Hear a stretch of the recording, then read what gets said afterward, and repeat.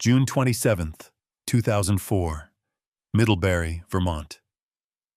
18-year-old Claire Harlow clocked out from her shift at Maple Hill Café, waved goodbye to her coworkers, and texted her father a short, ordinary message. "Heading home now, Dad." Minutes later, her silver Honda moped was found behind the café, the helmet still hanging from the mirror, the keys dangling in the ignition, and a single beige work glove lying on the barn floor beside it. No one saw her leave. No one heard her scream. By morning, her parents were driving the same 2-mile road again and again, calling her name into the fog. The entire town of Middlebury joined the search, combing through forests, lakes, and barns, but Claire had vanished without a trace. Days turned into weeks, then years. The case went cold, until 11 years later, when a new DNA test reopened a wound the town thought had long healed. What really happened to Claire Harlow that night on Old Hollow Road? And who was being protected by her killer's silence? I've spent hours digging through records and rebuilding this case, all for you, the ones who refuse to forget. They said no one would subscribe for stories like this, stories that seek justice when the world has moved on. But I still believe good people will hit that like button, subscribe, and ring the bell so these voices are never silenced again. Tell me, where in the world are you watching from right now? Type your city and state in the comments, and let's begin the story. Middlebury, Vermont. Summer of 2004. A town where sunlit meadows stretched out like a soft green quilt, where hand-painted mailboxes sat along quiet roads and neighbors still greeted each other by name. Old Hollow Road cut gently through the heart of the community, lined with wooden houses, their porches overflowing with petunias and the soft hum of cicadas. There was an air of trust in this place. Locks were often an afterthought. Screen doors banged open and shut as children chased each other until the fireflies came out. It was the kind of small town that made you believe nothing bad could ever really happen. 18-year-old Claire Harlow was the embodiment of that summer innocence. She had just graduated from Middlebury High, her golden hair shining in the morning sun, a constellation of freckles across her nose, and a smile that lingered long after she'd left a room. She spent her mornings sketching in her spiral-bound journal, drawing everything from the old sycamore outside her window to the quiet sadness in her mother's eyes. Her world was Maple Hill Café, a small coffee shop with checkered curtains and a bell over the door, nestled beside the Whitman family's sprawling dairy farm. Claire was the kind of person who knew everyone's order by heart. Mr. Prescott's black coffee, no sugar. Little Emma Brooks's raspberry muffin, heated with extra butter. She moved through the cafe like sunlight, warming every corner, wiping tables, humming softly to herself as she worked the register, her fingers sometimes stained with graphite from her sketches. Outside the cafe, life carried on in a predictable rhythm. Jenny Morales, the cafe's owner, swept the sidewalk and chatted in a gentle blend of Spanish and English with customers. Delivery trucks came and went, leaving behind sacks of flour and crates of Vermont maple syrup. The farmers across the street stacked hay bales in the barn, the thud and laughter echoing on the breeze. Most evenings, Claire would clock out, hop on her silver Honda moped, and ride the 2 miles down Old Hollow Road, the wind tugging at her ponytail as she waved to the Whitmans and coasted past the familiar fence posts. Home was a weathered farmhouse with peeling blue paint and a wraparound porch, where her father, Richard Harlow, waited with his hands tucked in his pockets, and her mother, Margaret, watched from the kitchen window, dinner cooling on the stove. But June 27, 2004 began with the same golden calm and would end with a silence that changed everything. That Sunday, The café bustled with the after-church crowd. Claire worked the morning rush, pausing now and then to scribble a sketch of a wrinkled old man reading his newspaper or a sparrow that landed on the windowsill. Her ex-boyfriend, Dylan Rowe, showed up mid-afternoon. He ordered a lemonade, lingered at the counter, his gaze fixed on Claire with a restless longing. They'd broken up only 2 weeks before, and now he hung around the café most days, pretending to be casual, but everyone could feel the tension simmering beneath his polite words. Claire's friends whispered about it, but she brushed them off, insisting she could handle Dylan. Still, the way his eyes followed her sometimes left her uneasy, like she was being watched even when her back was turned. By late afternoon, the heat softened. Claire wiped her brow and counted tips, planning to leave before dark. She texted her father, "Heading home now, Dad." The message was brief, the sort of thing she sent 100 times before, but this time, it would be the last. The digital trace of her, a flicker on a screen that would later become evidence. The sun dipped behind the trees as Claire slipped out the back door, helmet in hand, the scent of baking bread trailing after her. She glanced once at the storage barn next to the café, its doors slightly ajar, the inside thick with dust motes and old farm equipment. Nothing seemed out of place. A delivery van rumbled by, Evan Brooks behind the wheel, catching a glimpse of her silver moped parked in its usual spot. The helmet rested on the mirror, keys dangling from the ignition. Claire always said she felt safe here, that there was no need for caution in a town where everyone knew each other. But in the gathering dusk, something shifted. Maybe it was the way the wind stilled, or the sudden hush as the last customers drifted away, leaving only the hum of insects and the distant bark of a dog. The back lot grew shadowy, the lamplight from the café windows barely touching the edge of the barn. Claire was never seen leaving. No one remembered hearing a shout, a struggle, or the sound of hurried footsteps. It was as if she had simply melted into the summer night, her absence a ripple that would soon become a storm. Her parents waited at home, Richard dozing in his armchair, Margaret folding laundry by the glow of the television. 7 o'clock came and went.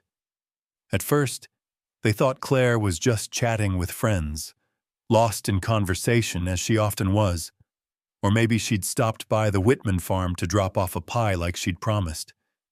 But when the clock struck 8, unease crept in, the kind that starts as a whisper and grows into a roar. Richard called her cell, only to hear it ring and ring before going to voicemail. Margaret stared out the window, searching for the sweep of headlights that never came. By 9, Richard was in his truck, retracing Claire's route down Old Hollow Road, headlights slicing through the fog that had begun to settle in the low fields. The moped was gone, but the parking lot behind the café was eerily quiet, the barn doors hanging open, a single beige work glove lying forgotten on the dusty floor.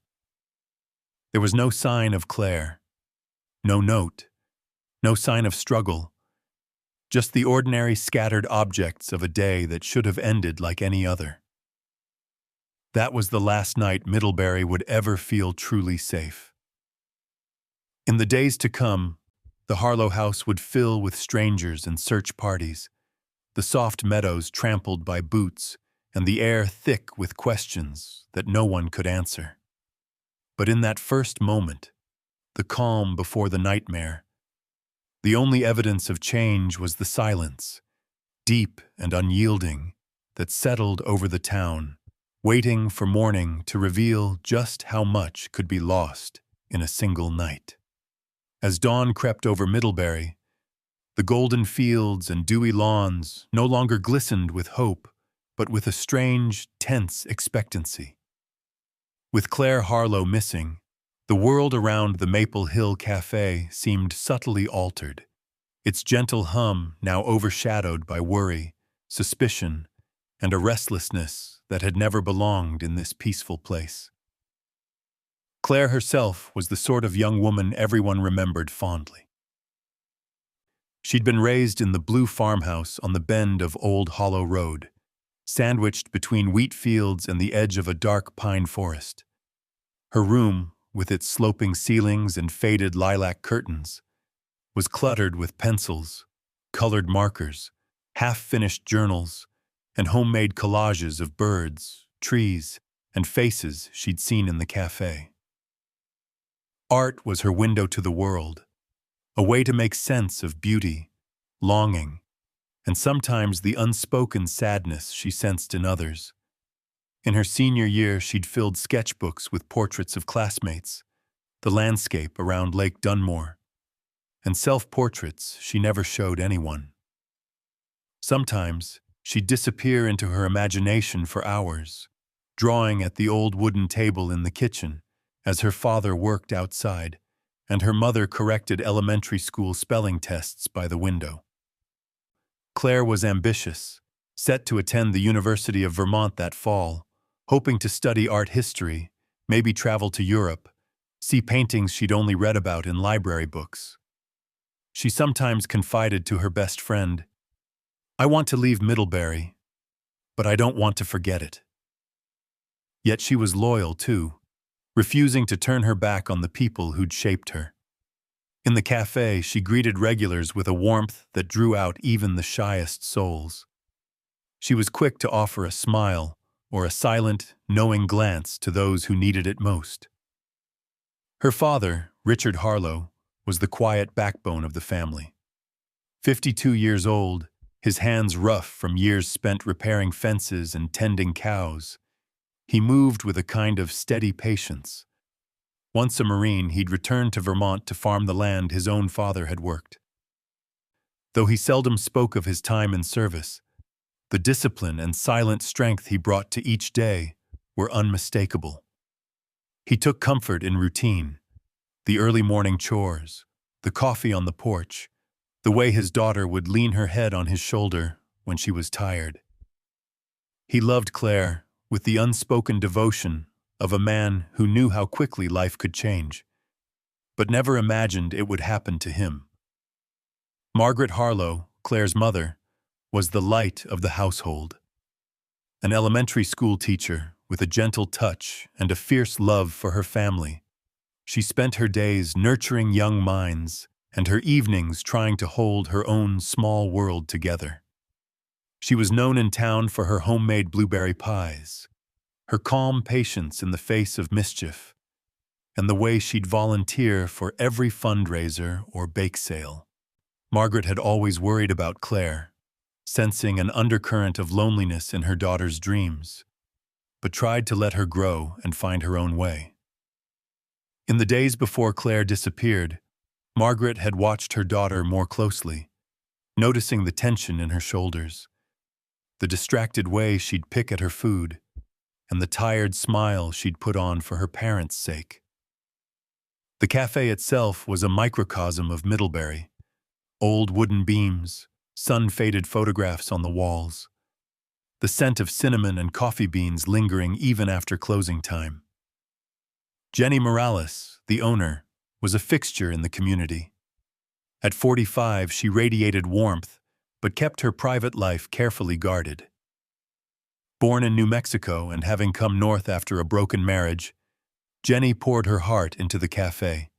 She worked long hours, always had a kind word for her customers, and sometimes, late at night, was seen lighting a candle in the back room, murmuring to herself in Spanish.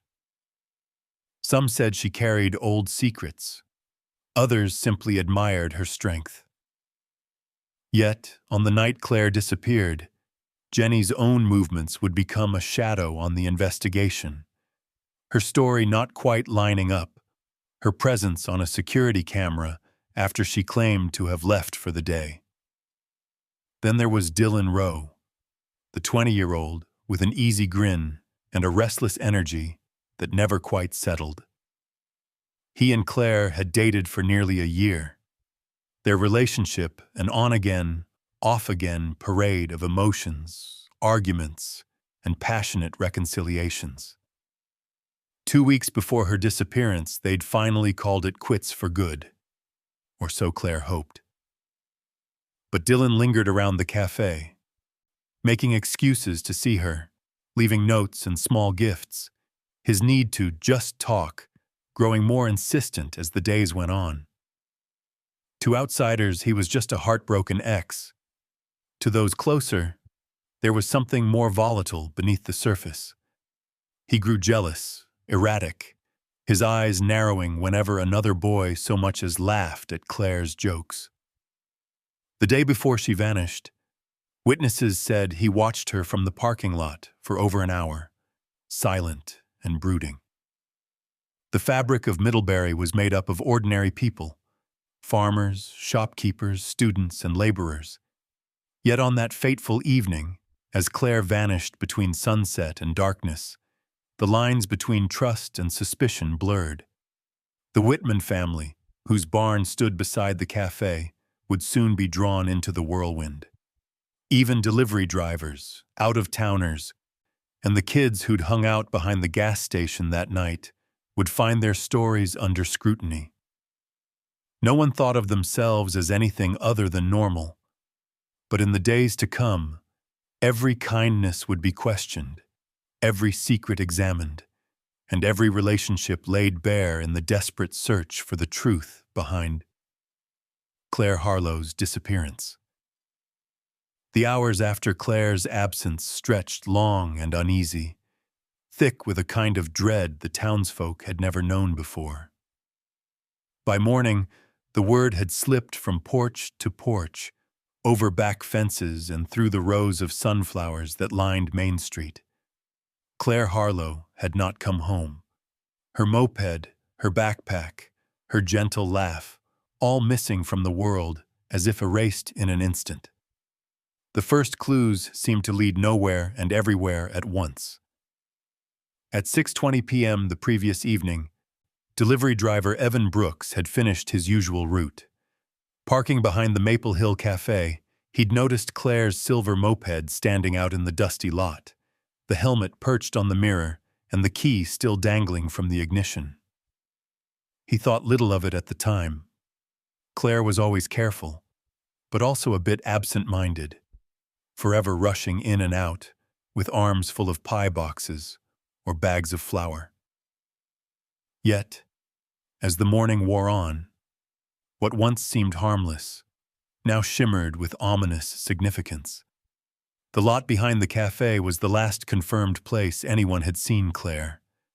The narrow gravel drive led to a sagging storage barn, its faded red paint peeling in long strips. The door half open, as if someone had left in a hurry. Inside, nothing appeared out of the ordinary. Stacks of burlap sacks, old gardening tools, the lingering scent of hay and machine oil. But near the back wall, half concealed beneath a coil of rope, lay a single beige work glove. No one claimed it. Jenny Morales said it wasn't hers. The Whitmans hadn't missed any, and Claire's father swore he'd never seen it before. The barn itself became an object of obsessive speculation. Police tape fluttered in the breeze as officers swept for prints and disturbed dust, their radios crackling with requests for more evidence bags and the distant sound of a dispatcher's weary voice. It was as if the world had shifted and all its peace had curdled into suspicion. The Whitman family, already on edge from the sudden swarm of law enforcement around their property, answered questions with a strained politeness. Mrs. Whitman wrung her hands, repeating that she'd seen nothing unusual, that her own children were inside all evening, their chores finished before dusk. Security footage soon became the focus. The Maple Hill Café's cameras, ancient, blurry, more a deterrent than a reliable witness, had captured flickering images near the back entrance. On the tape, the shape of a woman could be seen returning to the café at 6:10 p.m., shoulders hunched and hair pulled back. It resembled Jenny Morales, though the image was too grainy for certainty. She had already told the police she'd left at 5:30, gone home to start a stew, and call her sister in Santa Fe. But here she was, apparently returning later than she'd claimed. When questioned, Jenny's hands trembled as she insisted she'd only remembered something she'd forgotten inside. Nothing more. The police, perhaps jaded by years of small-town arguments and half-truths, logged the discrepancy but didn't press further. That oversight would later ignite a firestorm of criticism. In the early hours, however, the investigation drifted, a ship without a clear heading. Harlow family friends and neighbors formed informal search parties, tramping through the meadows and skirting the pine woods, calling Claire's name until their voices went hoarse. Flyers bearing her photo were printed on the library's ancient copier, taped to stop signs, telephone poles, and the windows of the post office. Richard Harlow, exhausted but relentless, retraced Claire's route again and again, scanning the roadside ditches for any clue, any sign that his daughter had passed that way. Online forums, fueled by both compassion and morbid curiosity, began to buzz with theories. Some insisted that Claire had run away, overwhelmed by the weight of expectation and the pain of her recent breakup. Others whispered about Dylan Rowe, whose mood had soured further in the days since Claire's disappearance. The police interviewed him repeatedly. His stories shifted: the time he'd left the café, whether he'd seen Claire leave or not, how long he'd waited in his car listening to the radio. Each retelling grew more tangled. Still, no hard evidence placed him at the scene. A few locals whispered about the café owner, Jenny Morales, whose past was marked by tragedy and quiet reinvention. Some said she'd brought trouble with her from New Mexico, though such talk was fueled more by suspicion of outsiders than any real proof. Yet others pointed to the Whitmans' farmhands, seasonal workers who came and went with the harvest, strangers whose names were rarely remembered. Yet, even as the town spun its theories, the police seemed reluctant to seize on anything that might upend the fragile calm. They chalked up the glove to a lost object, the security footage to a technical glitch, the changing stories of witnesses to the stress of a small community suddenly thrust into crisis. In the official record, the investigation became a tangle of crossed wires and missed connections, a fact that, years later, would return to haunt the very people who had tried to keep the peace. As dusk fell on that second day, the weight of Claire's absence settled heavier on the town. The streets felt emptier, the cafe's cheerful clatter replaced by nervous whispers. Richard and Margaret sat together on their front porch, hands clasped tight, while a few last searchers combed the edge of the woods with flashlights. Behind the cafe, the barn stood silent, the beige glove still sealed in an evidence bag, a mute witness to a mystery that only deepened as each hour passed. In that growing darkness, a question began to pulse beneath every conversation, every nervous glance. What had really happened to Claire Harlow in the narrow space between sunset and nightfall? And had Middlebury's trust, so long unbroken, finally left the door open for something much darker to slip inside? As the second night passed and Claire's room remained untouched, bed neatly made, phone charger dangling by the window, an invisible crack ran through the heart of the Harlow family. Margaret barely slept, wandering from kitchen to living room in restless circles, clutching Claire's pillow and whispering her name to the still air. Richard's world had shrunk to the space between his front porch and the cafe parking lot, his boots leaving new grooves in the dusty gravel every few hours as he paced and waited for any sign, any movement, any news, any hope. By Tuesday morning, the story had spread beyond Old Hollow Road. In Addison County, the words "missing girl" carried their own chill.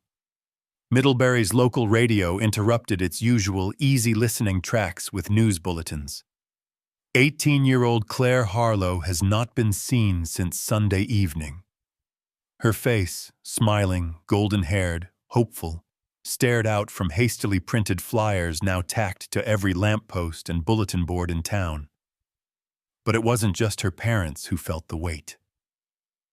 In a place where most folks had known Claire since she was a toddler, her disappearance pierced the community's routines like a splinter under the skin. Jenny Morales, her face drawn and voice hoarse, handed out free coffee to volunteers at the Maple Hill Café. The Whitmans offered up their fields and barn for the search. Even the high school principal organized a group of students to comb the bike trails and stream beds around Lake Dunmore, their bright shirts bobbing through the green like wildflowers after a storm. People gathered outside the Harlow house each night, arms linked and candles flickering in jelly jars. They brought casseroles and covered dishes, as if the ritual of food could somehow shield the family from sorrow. The town librarian opened her doors late, letting anyone make copies or browse the stacks for distraction. Fathers taught their children to check the locks on their windows. Mothers drove slowly down country lanes, scanning the ditches with growing dread. For the first time in decades, the old fear of what darkness could hide crept into every home. But beneath the community's solidarity, tension grew. Everyone wanted to help, but fear made tempers short and suspicions sharp. People whispered at the post office, speculating about strangers seen near the cafe or the out-of-state license plates parked by the market. At the gas station, old-timers compared theories over steaming coffee, while others walked the streets in groups, flashlights flickering in the humid air. On Monday night, at 9:30 p.m., the Harlow phone rang, a number unlisted, the voice on the line strange and unsteady. "Check the barn behind the cafe," the caller said, almost a whisper. Then the line went dead before Margaret could answer, shaken. She wrote down the message and called the police. But the officers, overwhelmed, weary, perhaps already dismissing another crank tip, wrote it off as a prank. "We'll look into it tomorrow," they told her. That tomorrow would not come for 48 more hours. Precious time lost like coins in tall grass. Tuesday afternoon, a pair of high school seniors searching the alley behind the Maple Hill Café discovered something half buried in a trash bin. Claire's cell phone.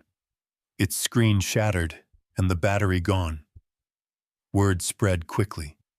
Margaret recognized the faded sticker on the case. A bluebird, drawn by Claire's own hand. She clutched it to her chest, sobbing on the curb, while the police wrapped the evidence in a plastic bag and promised to send it to the state lab. By now, the press had descended. Television vans parked along Main Street, their satellite dishes turning like sunflowers toward the Harlow house.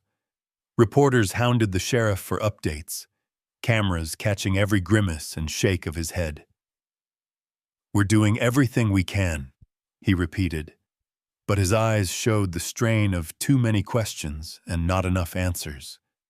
Neighbors who'd once left doors wide now kept them locked, curtains drawn against prying eyes and sudden rumors.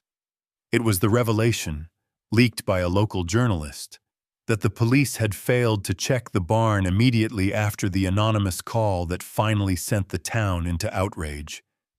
People demanded to know, if they'd acted sooner, could Claire have been found? Candlelight vigils became protests. Someone spray-painted "Do Your Job" on the side of the police cruiser. The mayor's office received dozens of angry letters, some signed, some anonymous, all echoing the same desperate plea for action. Richard, once a man who solved problems with his hands and a quiet word, now felt helpless before the slow machinery of official investigation.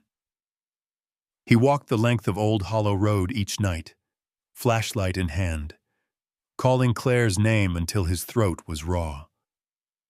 Margaret attended every community meeting, her voice trembling but clear as she begged volunteers to keep looking, to not give up, to not let Claire's memory fade into another cold file buried in a police cabinet. The town, once united by the simple comfort of routine and mutual trust, now stood divided by uncertainty and frustration.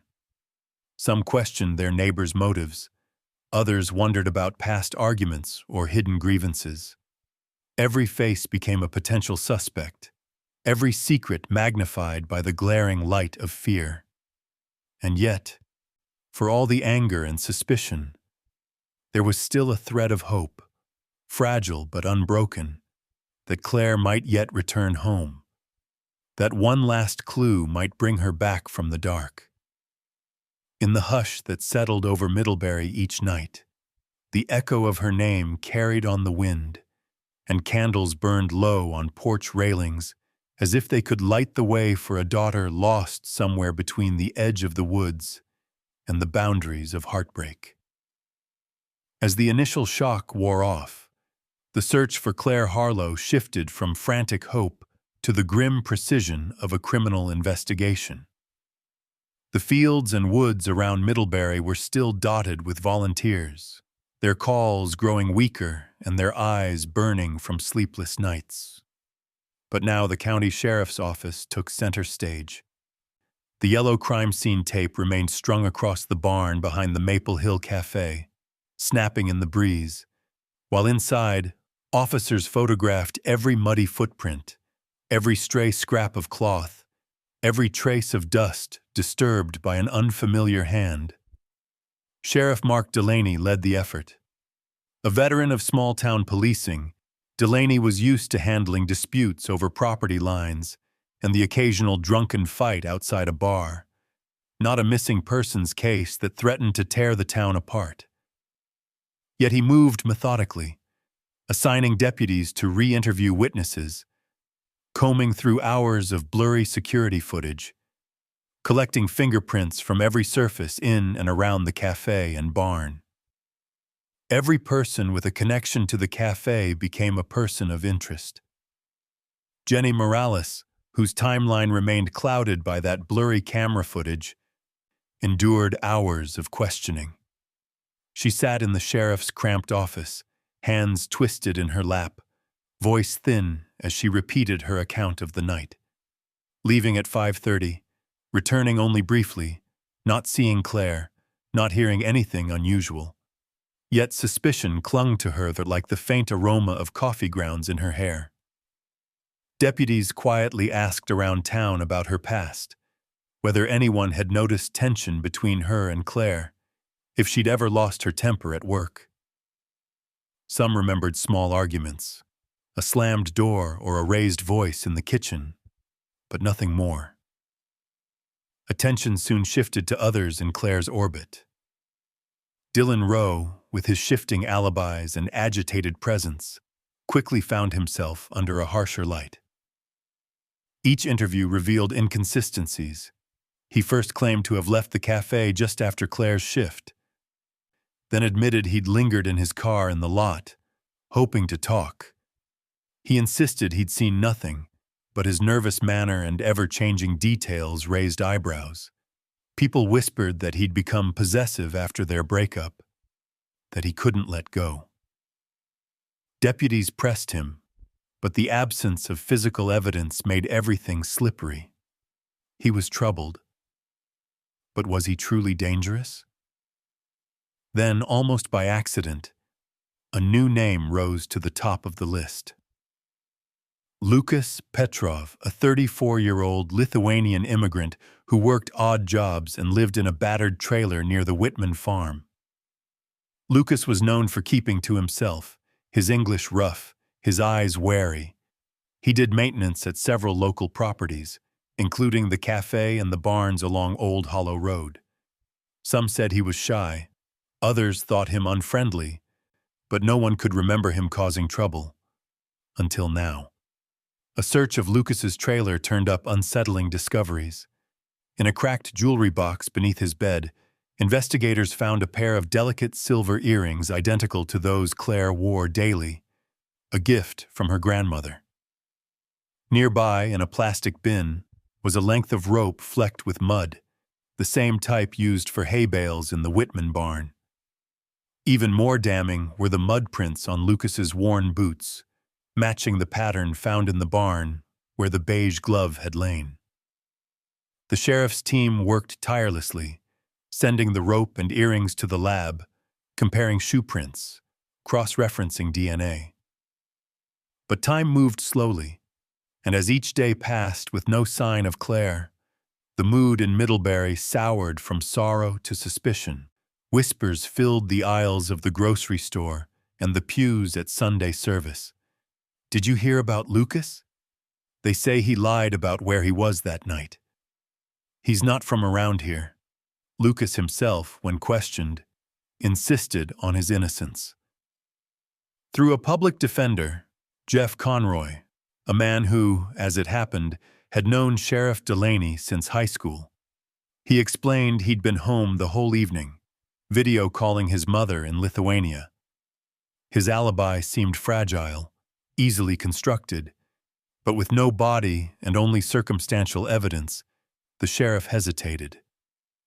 Some in town murmured about the conflict of interest between Conroy and Delaney, wondering if justice would truly be served or if old friendships would muddy the truth. Meanwhile, Dylan's story only became more tangled. He claimed to have left before Claire, but a neighbor spotted his car idling on the road near the café much later than he admitted. His friends recalled his jealousy, the way he'd spoken of Claire as if she were the only person who understood him. "I just wanted to talk," he repeated to anyone who would listen, but fewer and fewer believed him. The investigation seemed to stall. With no body, no confession, and evidence that was suggestive but not definitive, the pressure on Sheriff Delaney mounted. Reporters camped outside the sheriff's office, microphones poised for comment, while angry townsfolk demanded action. Anonymous flyers appeared in mailboxes, urging the community to watch the watchers, to make sure no one was covering for anyone else. The Harlow family felt this mounting chaos most of all. Margaret grew thinner, her face pinched and her eyes hollow with exhaustion. Richard grew irritable and silent, haunted by thoughts of what he might have missed, what he could have done differently. The town they loved had become unrecognizable, a place where every neighbor might be a suspect, and every friend might be hiding something dark.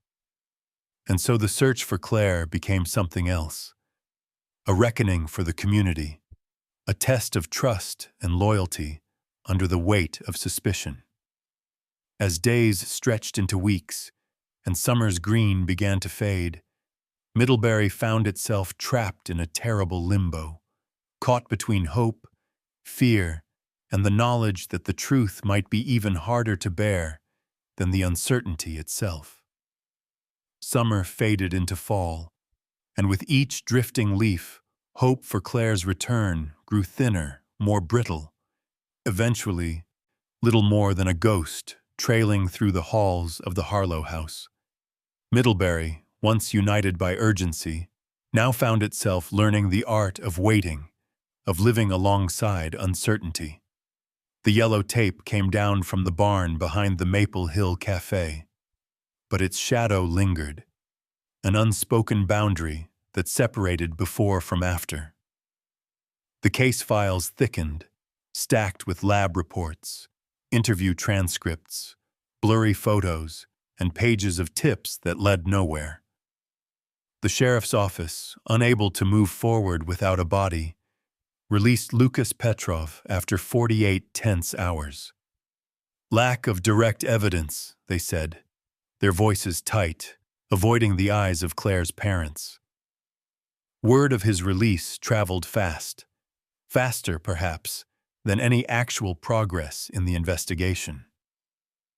Some townsfolk eyed Lucas with suspicion for years afterward. crossing the street to avoid him, lowering their voices when he entered a store. Others, wary of hasty judgment, grumbled that the sheriff had let a scapegoat go free. For Richard and Margaret Harlow, life became an exercise in endurance.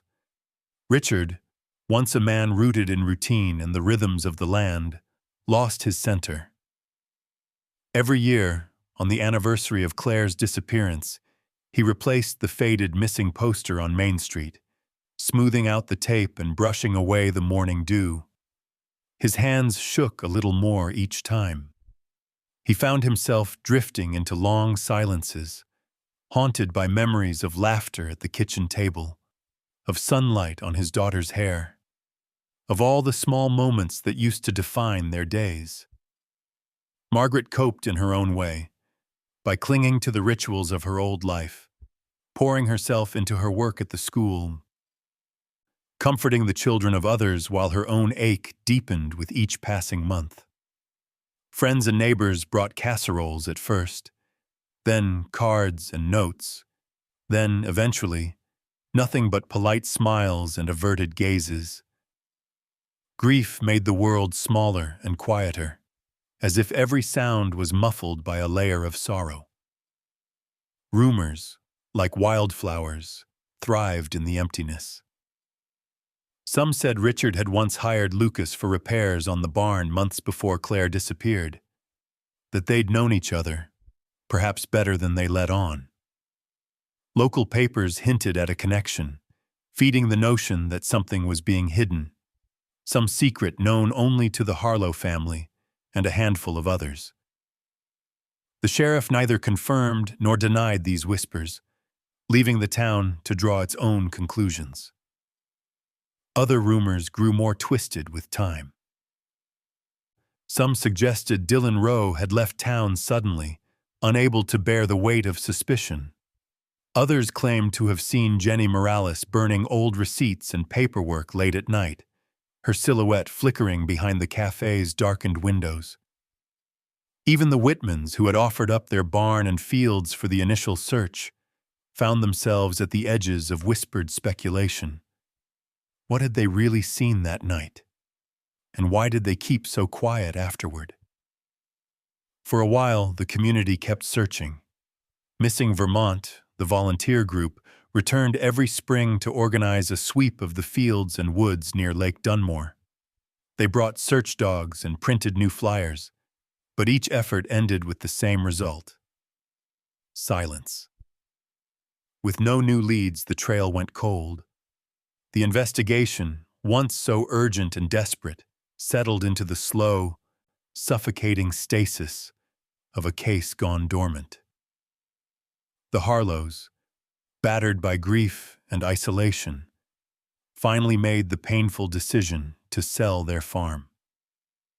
The house where Claire grew up, where her laughter once drifted from open windows, stood empty for months before a young couple bought it and painted the porch a cheerful yellow. Richard and Margaret moved 2 towns over, seeking anonymity, but never finding peace. The wound left by Claire's absence never closed, but became instead a dull ache, a familiar emptiness woven into the fabric of their days. Middlebury itself changed, subtly but unmistakably.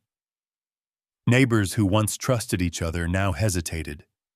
The children who had grown up in the shadow of Claire's store returned to look over their shoulders, to keep their phones charged, to lock their doors at dusk. The Maple Hill Café survived, but the laughter inside grew more subdued. Jenny Morales kept her head down, her kindness now tinged with caution. Dylan Rowe's name faded from conversation, but his presence lingered in the collective memory, a question never fully answered. Every so often, a new tip would drift into the sheriff's office: a stranger seen near the lake, a piece of jewelry found in a roadside ditch, a scrap of fabric caught on a barbed wire fence. Each time the officers would follow up, their hopes rekindled only to be quietly extinguished. The case remained open, but everyone knew it was cold. Even as new tragedies and joys claimed the town's attention, the empty place at the heart of Middlebury endured, a space where the past hung heavy and the truth remained just out of reach.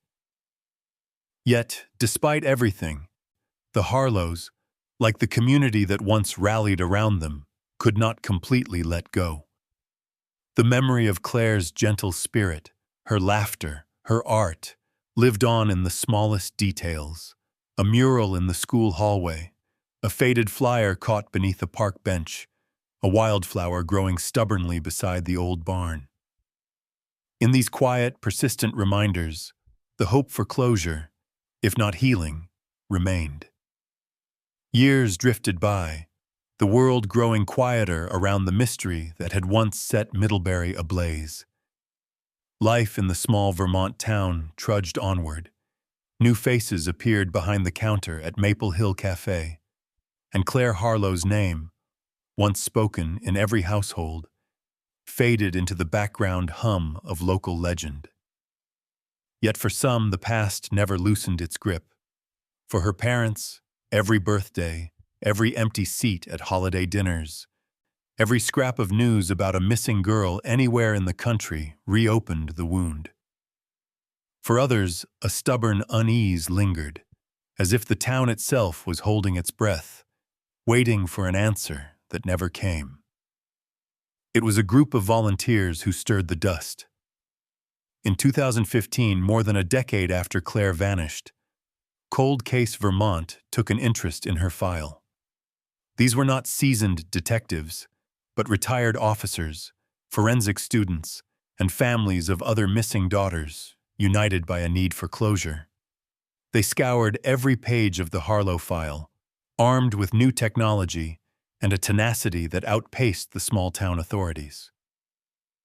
The world had changed since 2004. Social media was now a force that could shine light into the darkest corners. DNA testing could reveal truths hidden by time and carelessness, and nobody wanted to be the next town accused of looking the other way. The team zeroed in on the evidence left behind, specifically the beige work glove and the length of rope found in the barn all those years ago. Back then, DNA testing was crude, unreliable, sometimes dismissed by overworked officers eager for simpler answers. But now, with the FBI's advanced technology at their disposal, the cold case team sent the samples for retesting. It was an act both hopeful and desperate, a final plea for something solid, something that could break the case's long, silent hold on Middlebury. The results were swift, and for those who still followed the case, electrifying. The DNA on the glove and the rope matched Lucas Petrov, now no longer a faceless outsider, but the man whose name had haunted every whispered conversation in town. The discovery sent shockwaves through Middlebury, tearing open old scars and igniting a new, sharper anger. Many said, "We told them years ago it was him." Others wondered aloud why it had taken so long and who, if anyone, would be held responsible for the delays. By the time the truth emerged, Lucas Petrov was no longer living quietly on the outskirts of Vermont. He had been convicted of assault in his home country of Lithuania, serving time in a high-security prison. When U.S. authorities requested his extradition to face justice for Claire Harlow's disappearance, the news was met with a complex cocktail of relief and resentment in Middlebury. Some saw it as long overdue justice. Others feared the answers would come too late, or that the years had muddied the trail beyond repair. But before Lucas could be brought back to Vermont, a fresh tragedy complicated the story yet again. Word arrived from Lithuania. Lucas had been attacked in prison, suffering severe head trauma. The official report described temporary amnesia, an irony not lost on those who had spent years demanding he be forced to speak. Some believed it was mere coincidence, the brutal randomness of prison life. Others, especially those who had watched too many years pass without answers, wondered aloud if someone wanted Lucas to stay silent, permanently. As investigators scrambled to salvage what they could, new threads of intrigue began to unravel. Journalists digging through court records discovered that, during Lucas's original trial for assault, all of his legal fees in Lithuania had been paid in full by an anonymous American benefactor. The court sealed the identity, citing privacy and security concerns. But in Middlebury, the revelation fed a growing sense of conspiracy. Who would go to such lengths to protect Lucas? What did they stand to gain by keeping him shielded from American justice for so many years? Theories flourished. Some believed the Harlow's old friend, now a public defender, had intervened. Others suspected a secret held by someone much closer to the café, or perhaps even to Claire herself. As these revelations pulsed through online forums and late-night town meetings, the pressure on Vermont authorities reached a fever pitch. For the first time in years, the Harlows faced a possibility they had not dared to imagine: that the truth might finally be within reach, and with it, some measure of closure or at least explanation.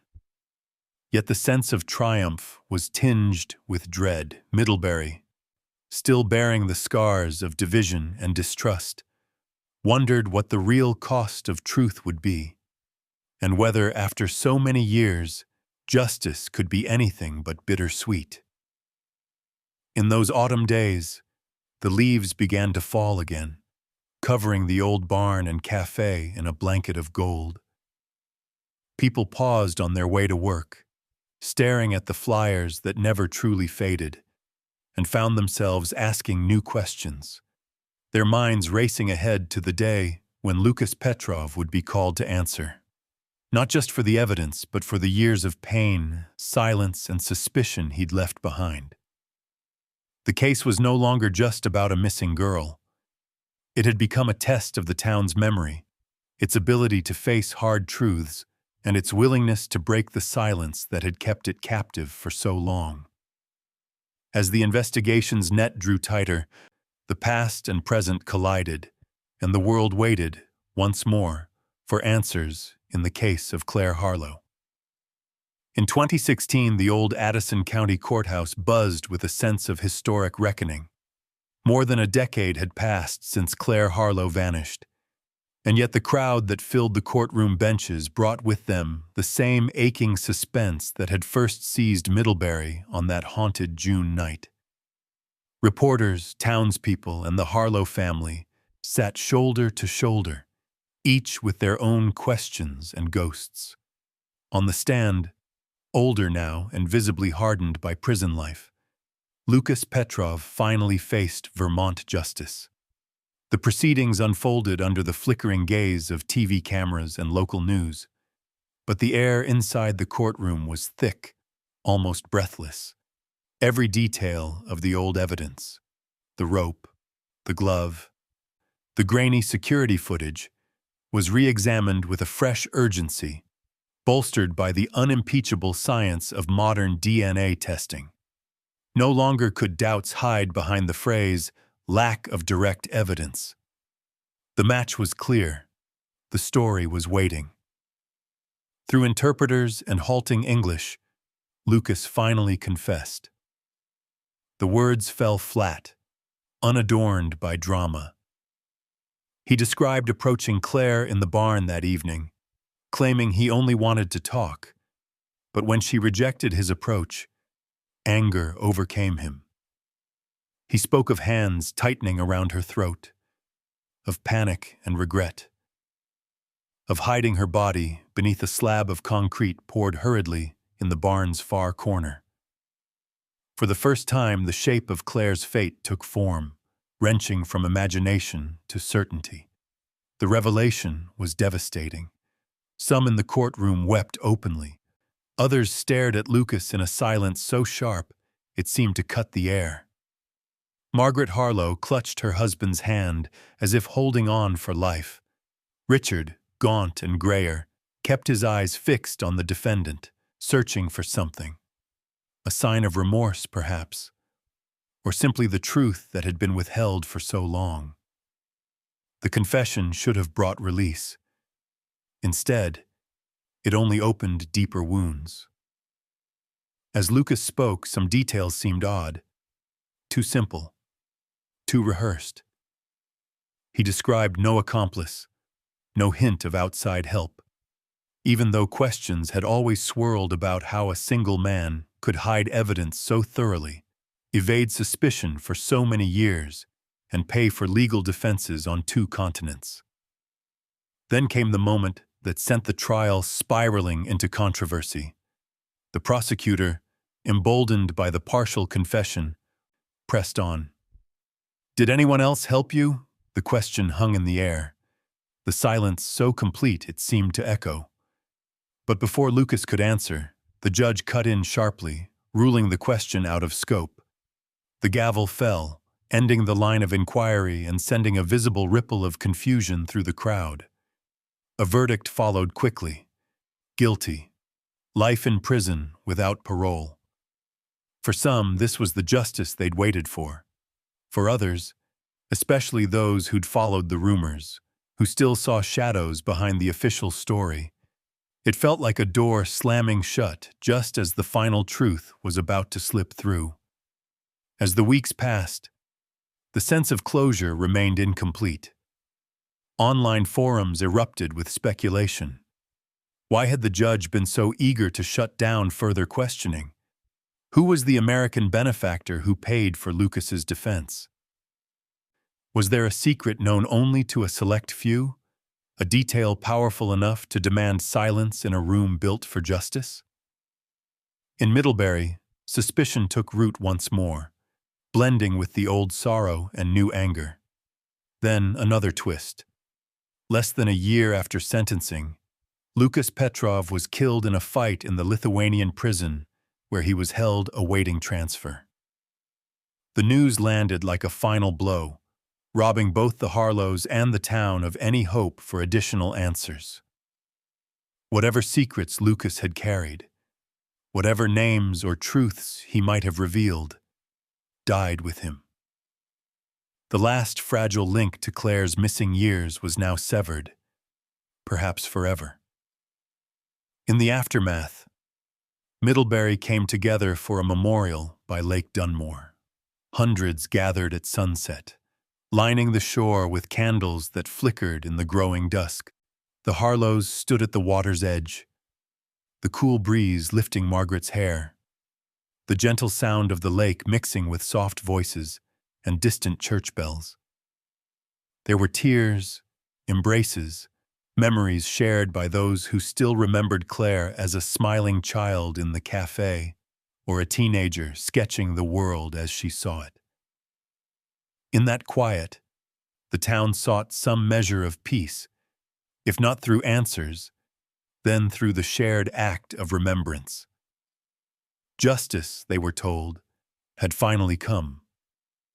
Yet in the hollow where certainty should have lived, there remained only questions, their edges softened by time but never erased. Was Lucas Petrov truly alone in what he'd done? Who protected him, or who wanted him silenced? Why had those who should have pursued the truth failed, delayed, or looked away? The candles burned low as the night deepened, their light mirrored on the water. In every flame was the ache of a town that had learned too late that truth is sometimes as fragile as hope, and that even when justice is served, it does not always bring the peace for which we yearn. As the candles faded along Lake Dunmore, the memory of Claire Harlow lingered, a presence woven into the very air of Middlebury, Vermont. Her story, though fictional, mirrored a reality that played out far from these rolling green hills across the Atlantic, in a small rural corner of Sweden. There, in the spring of 2015, a young woman named Lisa Holm left her shift at a roadside café, vanished into the dusky twilight, and became the center of a storm that shook a nation. Lisa Holm was 17, a dreamer much like Claire, with quiet determination and a life stretching before her, full of possibility. She worked at a rural café, not unlike Maple Hill, nestled in the countryside of Västergötland. The evening she disappeared, the Swedish fields were alive with early summer, a world of wildflowers and gentle light, of innocence that still clung to the landscape. But darkness crept in, just as it did in Middlebury, and when Lisa failed to return home, the alarm sounded quickly. Friends and family, volunteers and police spread across the meadows and barns, their voices echoing across ponds and woods. The questions that haunted Vermont would soon haunt Sweden. How could a young woman vanish in a place so safe, so familiar? Who could harbor such darkness in their heart, unnoticed by the community around them? The search for Lisa consumed the nation. Television and newspapers carried her face to every household. Trains stopped as volunteers gathered, searching every ditch, barn, and culvert. The story gripped the public.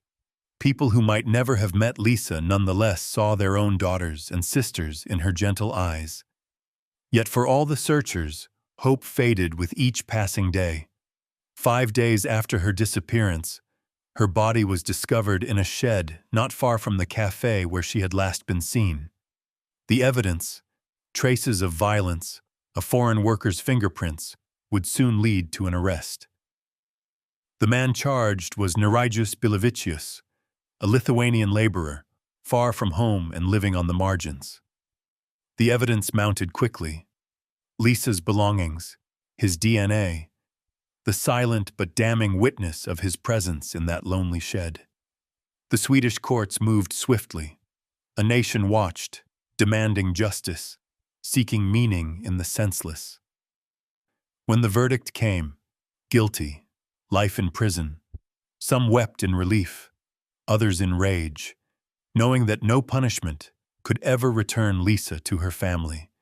No explanation could fill the void her absence left behind. But even as justice was pronounced, deeper questions echoed, questions that would resonate with the fictional world of Claire Harlow. Why had the signs not been seen sooner? How could systems designed to protect fail so catastrophically? Why did the presence of outsiders, men and women far from home, often invisible until a tragedy forced their names into the spotlight, stir such fear, suspicion, and division? Lisa Holmes' case, like so many others, became more than a single crime. It was a mirror held up to society's vulnerabilities, a call for vigilance, compassion, and self-examination. The aftermath in Sweden was a whirlwind of grief and change. Laws were debated. Protocols for missing persons were overhauled. Across the countryside, parents grew warier, teaching their children new rules about safety and strangers. But there was also solidarity, a nation coming together in remembrance, refusing to let Lisa's life be reduced to a headline or a cautionary tale. Her family, broken by loss but determined to honor her memory, spoke out for those whose stories were still unfinished, whose loved ones had never come home. In the United States, writers and advocates watched Lisa's story unfold, seeing in her tragedy echoes of cases from their own towns and neighborhoods. The fictional Claire Harlow, shaped by these shadows, was born from the ache and urgency that such real-world cases create. The details differed. Vermont instead of Sweden, a different café, a different constellation of suspects. But the emotional core remained the same. The sudden rending of normal life, the chaos of uncertainty, the desperate hope for answers and justice. The story of Lisa Holm did not end with a verdict or a prison sentence. Her legacy rippled outward, carried by those who refused to forget.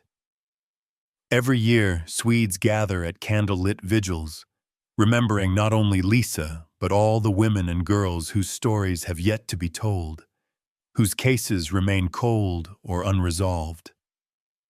These gatherings are moments of sorrow, but also of quiet resolve, a promise that no one's disappearance will be met with silence, that every lost life will be honored with action and remembrance. In Middlebury, the fictional townspeople grieve for Claire in much the same way. They gather by the lake, whispering her name into the dusk. They keep her memory alive in sketches, in murals, in the stories passed from one generation to the next. They hold on to hope, even when hope seems impossible, because the alternative is to surrender to the darkness that claimed her. These stories, Lisa's, Claire's, and so many others, remind us that the wounds left by violence are never wholly private. They ripple through communities and countries, shaping laws and hearts, inspiring vigilance and empathy, and sometimes, if we are honest, leaving behind questions that can never be fully answered. It is not just justice that the families seek, but meaning. A way to transform tragedy into something that will help another child, another parent, another town. In this, the real and the fictional converge.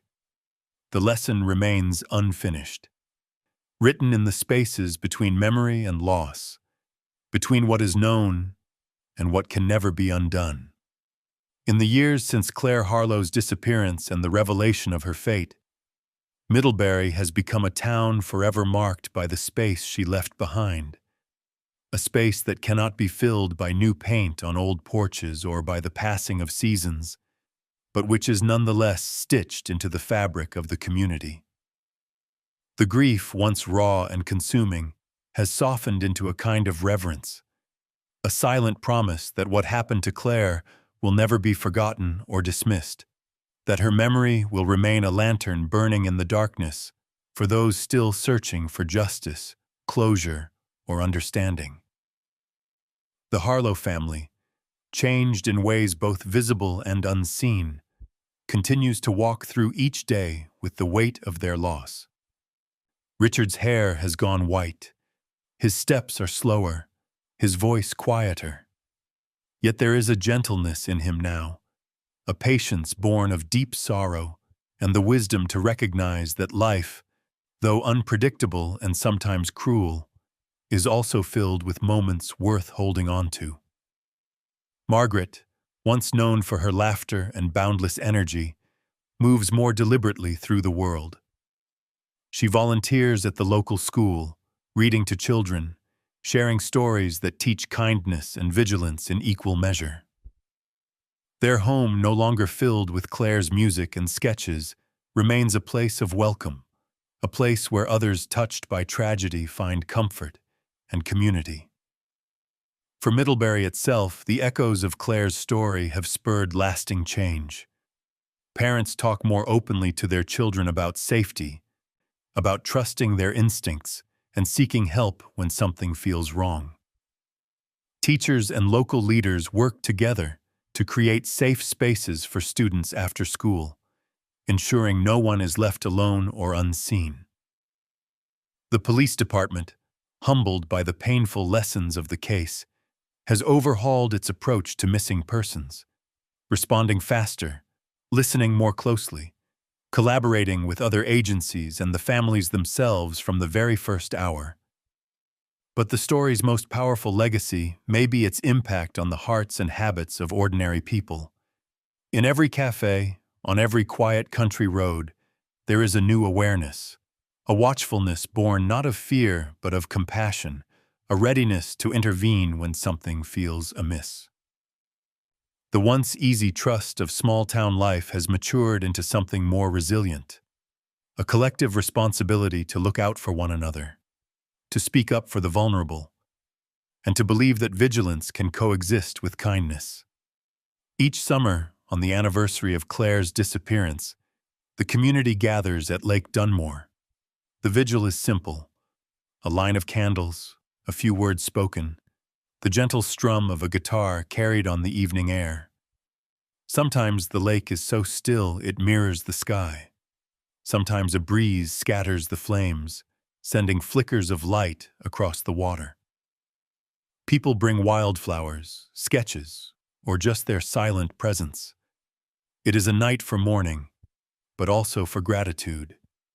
A time to honor not just Claire, but all the daughters, sisters, and friends whose stories remind us that life is precious and fragile. Out of Claire's tragedy, lessons have taken root. They are not complicated, but they matter. Always stay alert when traveling alone at night. Do not dismiss small signs of danger or discomfort. Trust your instincts, and never be afraid to ask for help or to check on someone else.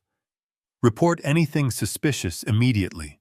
One phone call, one conversation can change everything.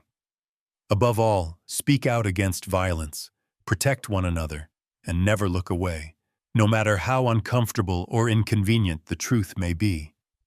Yet, for all the reforms and resolutions, some wounds remain stubborn, refusing to close entirely. There are still unanswered questions, murmurs that echo through the town about whether Lucas Petrov acted alone, about the secrets that may have died with him, about the moments when a different decision might have brought Claire home. These uncertainties linger not just as scars, but as calls to vigilance. They are reminders that justice, even when won, is sometimes incomplete, and that the real healing comes not from answers, but from the courage to remember and the commitment to do better. As time passes, Claire Harlow's name endures, not only in the town's memory, but in the stories shared far beyond Vermont. She stands for the countless young women and men who have vanished from ordinary lives, whose absences are felt in kitchens and classrooms and on empty roads. In every community, her story becomes a kind of plea. Do not become numb to loss. Do not allow familiarity to breed indifference. In the digital age where stories can circle the globe in an instant, there is hope that each telling sparks a ripple, an extra measure of care in a stranger's voice, a new policy written, a child walking home with a friend instead of alone. It is not enough to mourn or to rage. The lesson is in action, in refusing to let darkness settle unchallenged. Some wounds, as the Harlows know, can only be healed by the truth.